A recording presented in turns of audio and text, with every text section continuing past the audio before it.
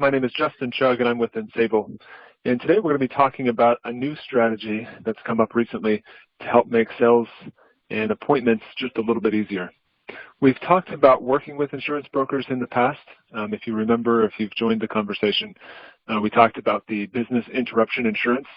What this is a type of insurance where if a natural disaster comes, your company can, if there's something that interrupts it, the insurance would actually cover the expenses and the losses associated with that interruption. So if it's a natural disaster or something else. But what this doesn't cover is it doesn't cover cybersecurity. And of course, everybody wants to have as much insurance as they can. But cybersecurity insurance is a little bit different, and it's new. But what it covers is two main areas, and there's lots of different types. But if we were to generalize the different types of cybersecurity, there's one which is liability insurance and then breach coverage. The main difference is the cyber liability insurance is more designed for larger organizations. They both overlap in a lot of different areas, but the cyber liability insurance typically covers a little bit more than what the breach insurance does. So the breach one is more basic, kind of like your liability-only insurance on your car. Not exactly the exact same, but it's similar in that it's offering you less coverage. But a few of the things that it's going to cover are the financial losses. So if you lose a bunch of clients, or if you're not able to acquire new clients, let's say your website goes down, how much did you lose? That insurance would actually cover that. It's also going to look at privacy investigations. So you're going to have to figure out, well, what was affected, right? You're going to have to hire a firm to go out and fix that. It's also going to cover lawsuits. So from your clients, from your employees, maybe some of their data was lost and they're suing you. They're going to cover that for you. It's going to help you recover from viruses. It's going to take care of replacing equipment. It can handle both internal, so accidental deletes, and purpose-driven data loss or stolen data from internal employees or from external threats. In addition, it can also manage the public relations. And so again, this is for larger organizations, but if you need to communicate to your customer base and help explain what happened, help fix the problem, help recover your image. And they can also talk to about help manage regulatory fines. And so, especially in the healthcare space, if you lose your data, there can be some big consequences. And so this insurance actually covers a lot of those areas. The data breach, again, is very similar, but it's going to help you reach out to your clients and communicate what happened. You can help do a public relations type of firm. You can help improve your image. You can pay for credit monitoring service. So if their Social Security was breached or some of their bank account information, you can offer these types of services for free because it's all covered under the insurance. It can help cover the cost of additional expenses. So if you're spending a lot of resources to help mitigate, they can help cover that. So really, they're covering everything related to any type of security breach. Another thing that's interesting, this isn't available in all insurance packages, but a lot of the insurance companies will actually cover costs related to past incidents. And not sure how they calculate that into their premiums, but they'll come in and actually help fix some of that. And also, if you're getting extortion, which is actually happening quite a bit. We had a university here locally that paid millions of dollars to get an extortion case. So these types of coverage, obviously it's great, but you're probably wondering, well, what are we going to, this is great for a client, but how does this help me? Well, there's a number of ways that this works with us, but let me explain how pricing works.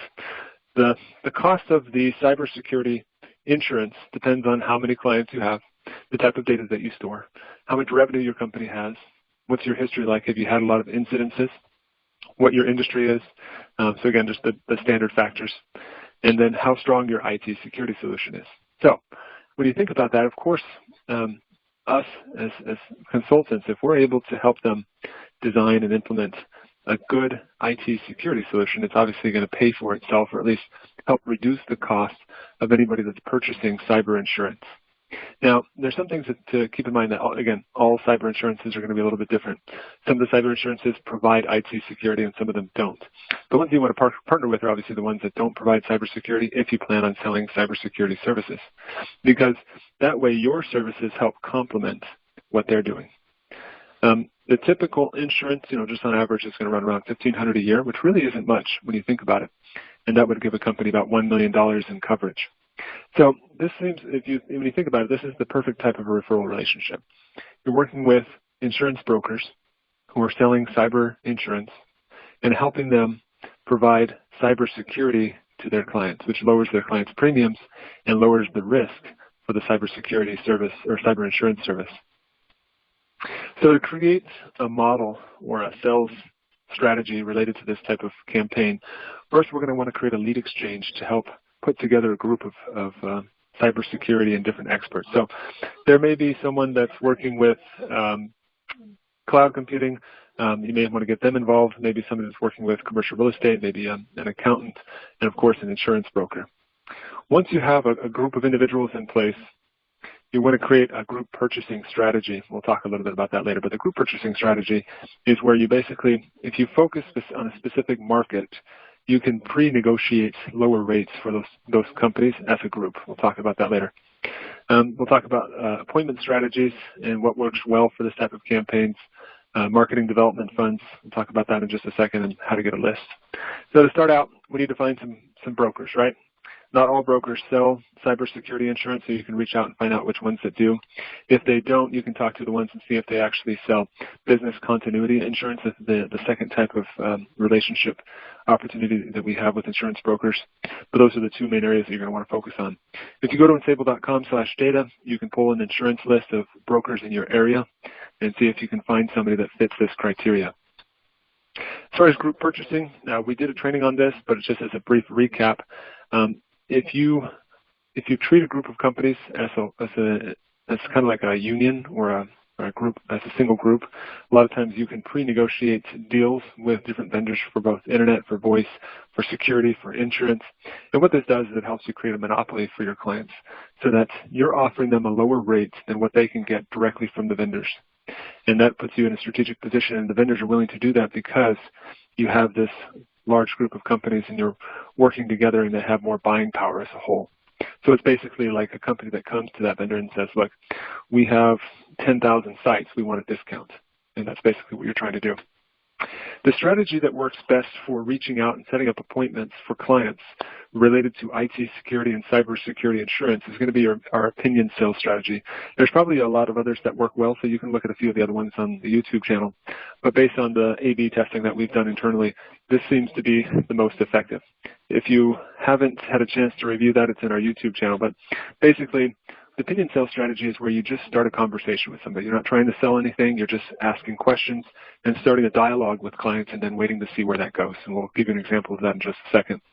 Talked a little bit about MDF, or marketing development funds. When you're dealing with all these different vendors and you've come up with a formula that works, you always need to ask for marketing development funds. So let's say you're working with a cyber insurance company. If you have a strategy that works well for you, then you might want to ask them to invest in it. And maybe you can do something together, which is the whole purpose of creating a lead exchange. And so keep in mind that marketing development funds should be available both from your IT security service and from the cyber insurance company, if that's all part of the equation. And that would be your core three members of your lead exchange. Now, as far as prospecting goes, we're going to want to create a list of prospects. For this campaign, it's fairly targeted. So we're looking for companies who are already using different types of business insurance. And so what you want to do is you want to go to Google Maps and look up business insurance companies that don't offer cybersecurity. But if you look at all of the reviews, you can find all of their clients. And so they're using business insurance, but they're not, the companies that they're using it with don't offer cybersecurity, and so that would become a great prospecting list, because now your cybersecurity insurance company probably offers other types of insurance like liability and property insurance and things of that nature. And then they can win more of that business and take that over. And so it's a nice gap that they can provide, a gap filler, because now you're working with an insurance broker that offers a service that their existing provider doesn't even offer. And so it's almost as if there's no competition in that scenario. Now, once you get a list of those companies from the Google Maps page, so again, you go to Google Maps, you look up a competitor, a company that offers business insurance but doesn't offer cyber insurance.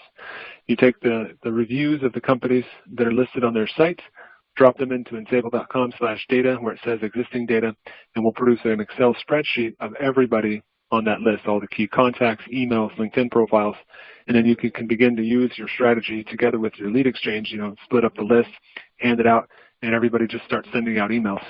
You can also use a sales assistant. A lot of times that works well for lead exchanges, where you hire a part-time employee, share the cost, and have them manage the campaign for you.